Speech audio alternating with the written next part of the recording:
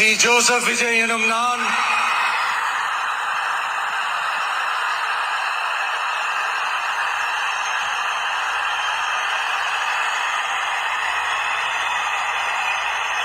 சட்டப்படி அமைக்கப்பெற்ற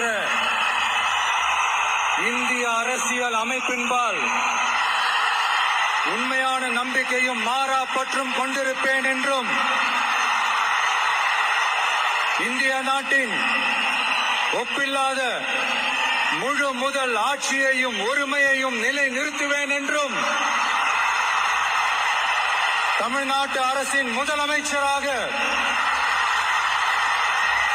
உண்மையாகவும் உளச்சான்றின்படியும்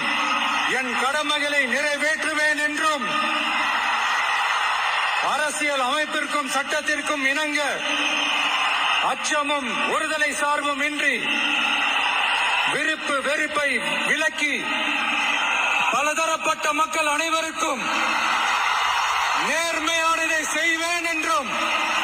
ஆண்டவன் மீது ஆணையிட்டு உறுதிமொழிகிறேன்.